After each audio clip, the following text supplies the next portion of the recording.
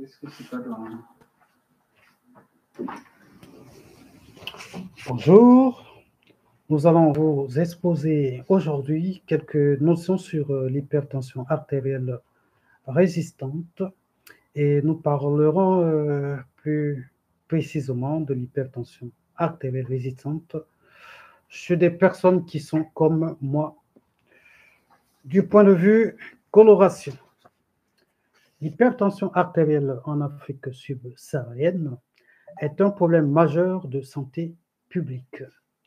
Sa prévalence bien plus élevée que chez les patients européens est bien connue avec un pourcentage plus important de complications. Je parle des complications cardiovasculaires. La physiopathologie de cette hypertension artérielle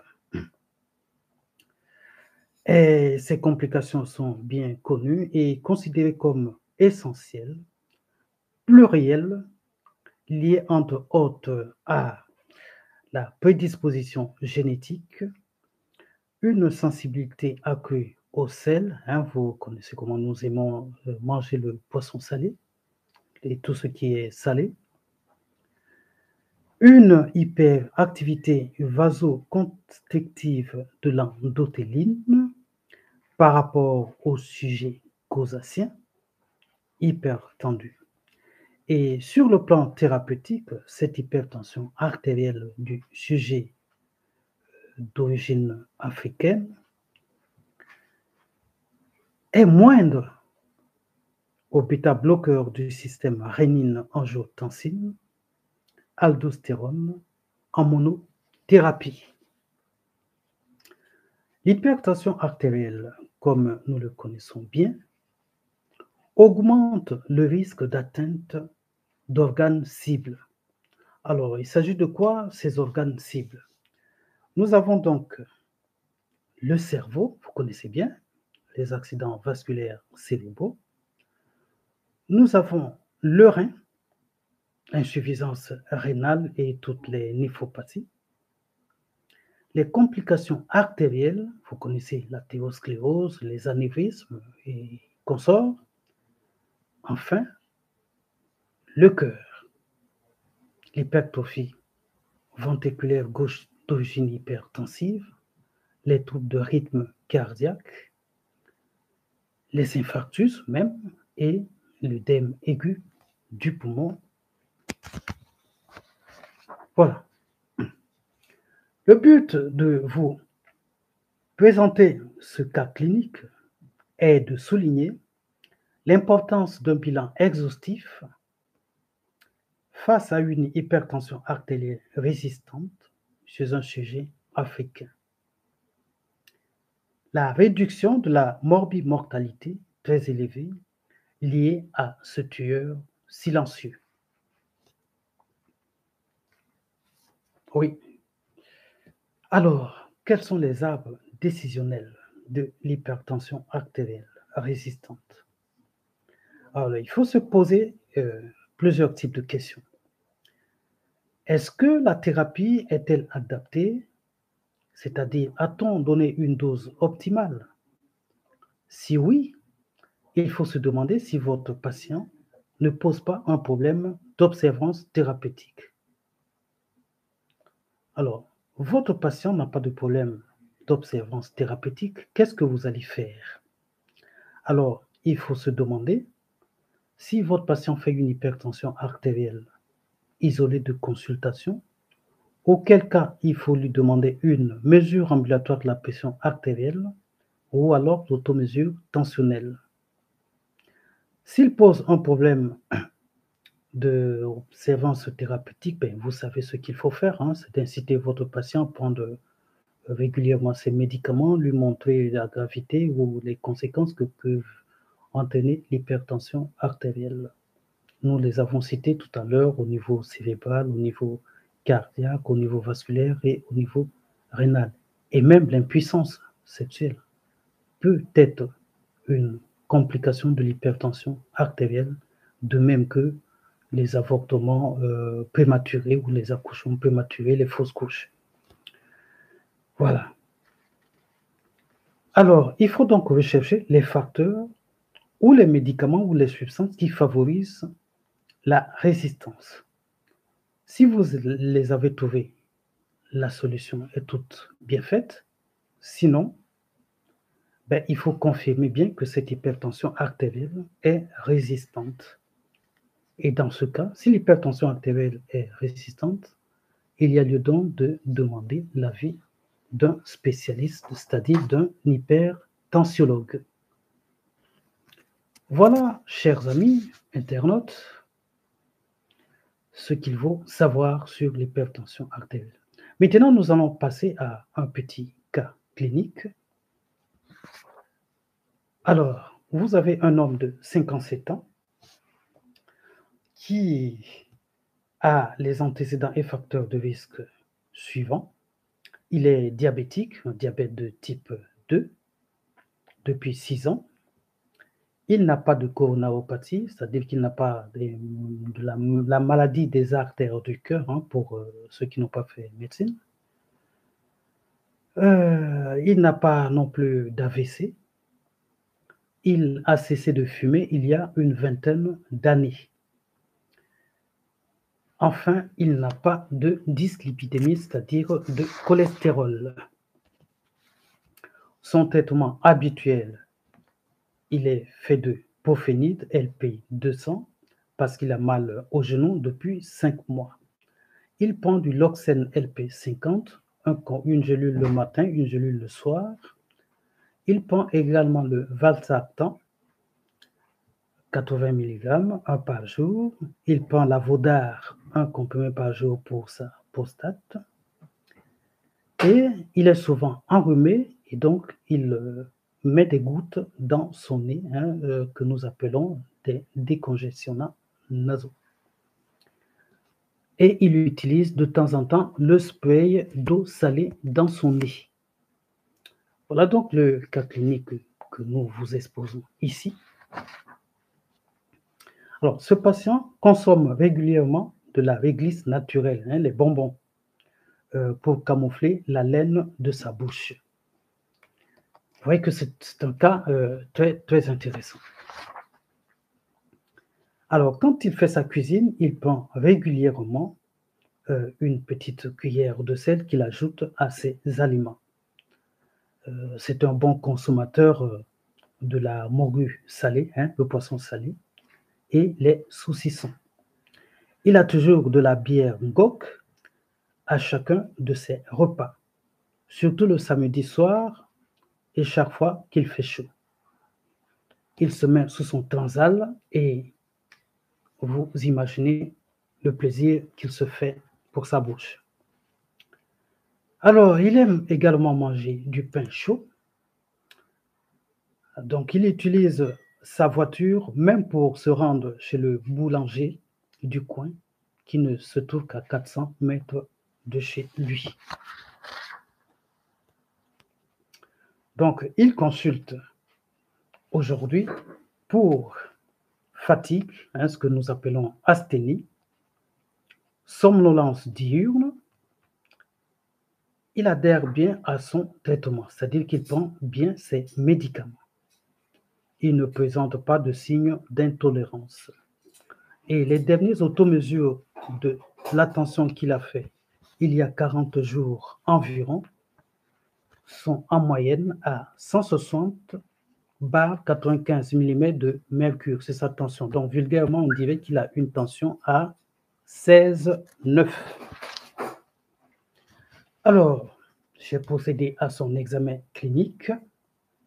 J'ai retrouvé une tension artérielle plutôt à 170 bar 95 mm de mercure, plusieurs minutes après de repos. J'ai mesuré sa taille, il mesure 1,65 m et son poids est de 90 kg. Alors, je lui ai fait un électrocardiogramme. Alors, je ne sais pas si vous allez pouvoir voir cet électrocardiogramme si je la présente de cette manière. Ça, son électrocardiogramme. Vous voyez les ondes R. Vous voyez les ondes T également. Il y a donc sur cet électrocardiogramme une hypertrophie ventriculaire gauche. avec un Sokolov supérieur à 40 mm. Et je lui ai fait également son échocardiographie. Voilà donc ce que montre son échocardiographie. Les images sont à l'envers, malheureusement, mais on note donc une hypertrophie ventriculaire gauche concentrique. Alors, nous lui avons fait également une biologie. Son hémoglobine est à 13,5.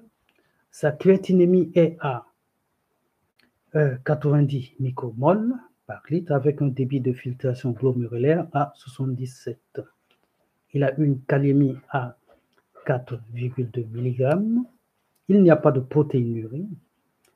Le taux d'aldostérone plasmatique est normal, de même que les méthanéphrines sériques et l'arénine plasmatique.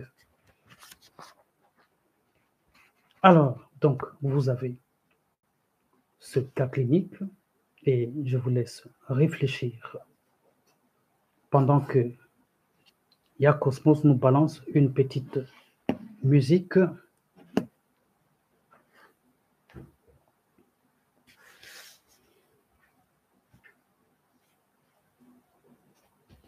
Voilà. Alors, comment fait-on le diagnostic de l'hypertension artérielle résistante? Que nous disent ou que nous disaient hier les recommandations, parce que les choses évoluent. La science n'est pas figée et c'est par des erreurs que la science évolue.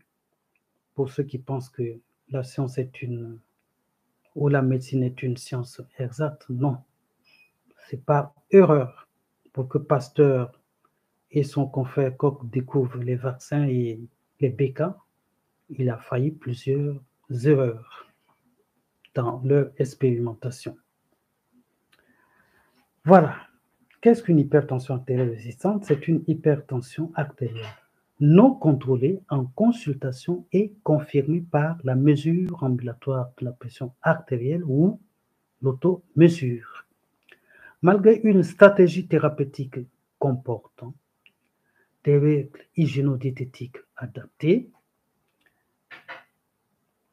une trithérapie antihypertensive depuis au moins 4 semaines, à dose optimale, incluant un diurétique.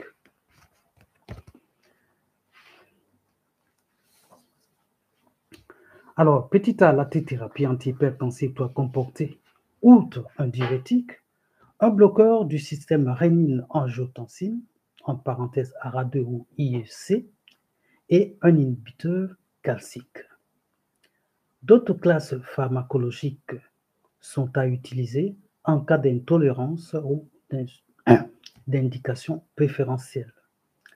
Dans l'hypertension artérielle résistante, un diurétique thiazidique doit être utilisé, par exemple l'hydrochlorothiazide, à une dose d'au moins 12,5 mg ou 25 mg par jour, ou l'indapamide. Voilà donc un peu ce que nous entendons par hypertension artérielle résistante. C'est lorsque vous avez fait tout ça et que la tension artérielle ne baisse pas que vous pouvez parler d'une hypertension artérielle résistante. Alors, quels sont les facteurs qui contribuent à une pseudo-résistance? Parce que certains disent que j'ai l'hypertension, j'ai pris ça ne marche pas, je vais toujours. Mais parfois, c'est des faux arguments ou qu'on ne prend pas correctement ces médicaments, ou alors il y a d'autres facteurs qui créent une fausse résistance. Il est donc recommandé de rechercher une mauvaise observance. Il faut donc poser les questions aux patients sur le dosage des médicaments qu'il prend, sur le nombre de plaquettes, de comprimés, toutes les questions que vous pouvez poser pour savoir que votre patient prend correctement son traitement. Alors, il est aussi suggéré d'informer le patient, de faire l'éducation thérapeutique du patient, de lui apprendre à faire l'automesure tensionnelle, et tous ces éléments-là contribuent à au contrôle de sa tension artérielle. C'est la classe 2, grade B de nos recommandations. Enfin, il est suggéré de rechercher un facteur favorisant la résistance au traitement. Vous avez vu que ce patient, chaque fois qu'il prépare ses aliments, il ajoute un peu de sel. Vous avez noté que quand il fait chaud ou les samedis soirs, il aime prendre sa bière. Et puis, il y a certains médicaments aussi. Vous avez noté qu'il avait mal au genou et qu'il prenait un anti-inflammatoire, le profénite. Et quand je lui ai contrôlé sa tension artérielle, mais elle était toujours élevée à 17,9. C'est la classe 2, grade 2 des recommandations. Il peut s'agir aussi d'une mauvaise prise de la tension artérielle. Vous avez pris la tension artérielle, par exemple, en mettant le brassard au-dessus de l'habit, par exemple, sur un pull épais comme ça là. Cette tension artérielle ne peut pas être correcte. Donc, mesure inappropriée de la tension artérielle. Ou alors, ce que nous appelons en médecine, la mauvaise technique de prise de la tension artérielle. Un mauvais brassard, par exemple, ou une mesure avant que le patient ne soit reposé en position assise. Donc, il faut que votre patient se repose suffisamment, qu'il soit allongé, que son bras soit nu pour que vous puissiez prendre correctement votre tension artérielle. Et puis, derrière tout cela, il y a aussi certains médicaments qui peuvent influencer notre pression artérielle. Ce sont les médicaments qui ont une action vasopressive. Bon, je ne vais pas vous les citer tous ici, mais quelques-uns. Par exemple, les anti-angiogéniques, les médicaments qui traitent les maladies artérielles d'origine un peu cancéreuse et autres, la cyclosporine, le tacrolimus, les corticostéroïdes également, l'érythropoïétine pour les insuffisants rénaux pour essayer de remonter leur taux de globules rouges, et puis les sympathomimétiques, les inhibiteurs mixtes de la récapture de la sérotonine et de la noradrénaline, l'alcool, vous avez vu que notre patient aime prendre sa bière, le GOC, la cocaïne pour nos amis Rastaman, les amphétamines pour nos amis Barman et TG, les herbes, le chanvre, pour parler concrètement.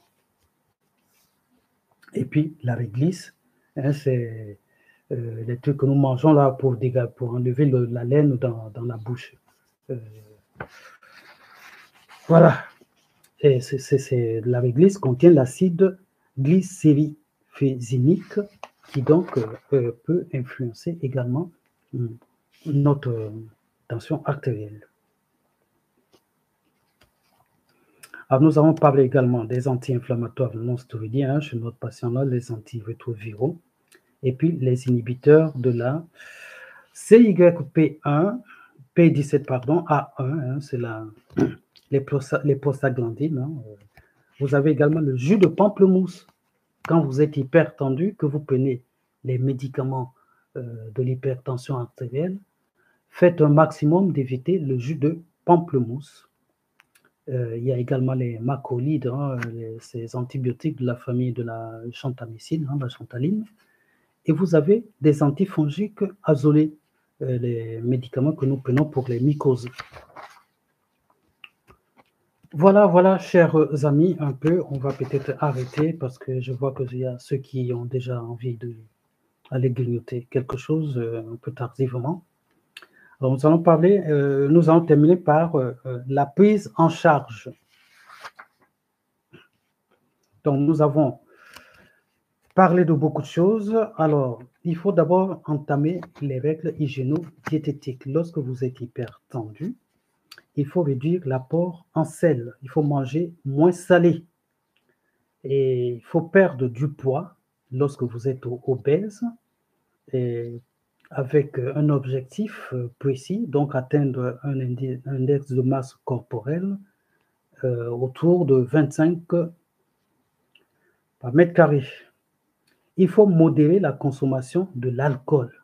L'alcool, il faut la consommer moins.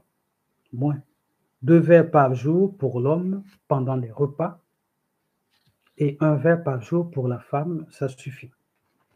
il faut diminuer la consommation des graisses animales. Ça, c'est important. Et puis, il faut prendre un régime riche en légumes. Hein, chez nous, on cultive des légumes partout. Hein, donc, manger beaucoup plus les légumes tels que le Mietum africanum, hein, mfung, coco, mfumba, les biteku, les épinards. Voilà, tout ça, c'est bon pour la santé. Enfin, il faut pratiquer régulièrement l'exercice physique, au moins 30 minutes par jour, 3 jours par semaine suffisent. Voilà. Et puis, du point de vue des médicaments à prendre, je fais vite. Donc, nous avons dit que le traitement doit être à dose optimale et associé. Il faut au moins 3 médicaments, comprenant donc un diurétique, thiazidique ou l'indapamide, un bloqueur du système rénine-angiotensine, ISO-ARA2, mais ça ne marche pas beaucoup chez les Africains, je vous ai expliqué au début de cet exposé, et puis un inhibiteur calcique. Si cela n'est pas suffisant en l'absence de contre-indication, ce que vous devez faire, il faut penser à la spironolactone ou la datone avec surveillance de la kaliémie et de la créatinémie. Hein. Ça, c'est la fonction rénale. Et puis, le potassium, vous connaissez son importance dans la rythmologie, hein, en cardiologie. Donc, le choix d'un bêta-bloquant peut être préféré en fonction de la situation clinique. Si vous avez un patient qui a des problèmes coronariens, hein, les artères du cœur sont un peu encassées et tout, on peut l'ajouter ou associer un bêta-bloquant. Et si il y a contre-indication et que la spironolactone ne répond pas, ou en présente des effets secondaires, mais vous avez le choix avec un alpha bloquant ou un antihypertenseur central comme l'aldomètre. C'est la recommandation de classe 2, grade 2. Et si votre patient est en insuffisance rénale à un stade 4 ou 5, c'est-à-dire avec un débit de filtration glomérulaire inférieur à 30 ml, hein, ce que nous appelons la clairance de Kokov, le thiazidique doit être remplacé par un diurétique de lance, hein, le furosémide, le butamide, prescrit à une posologie adaptée en fonction de la fonction rénale. Hein, c'est une posologie. En conclusion, la première étape de la prise en charge d'une hypertension artérielle résistante est l'optimisation du traitement antihypertenseur, pharmacologique et non pharmacologique. Donc, il y a les médicaments et ce qui n'est pas médicament, c'est ce que je veux dire. Lorsque toutes ces mesures demeurent inefficaces, l'avis d'un spécialiste en hypertension artérielle est recommandé. Voilà, mesdames et messieurs, ce que je tenais à vous apporter comme information ou comme rappel pour certains sur l'hypertension artérielle résistante et en particulier l'hypertension artérielle du sujet africain. Je vous remercie.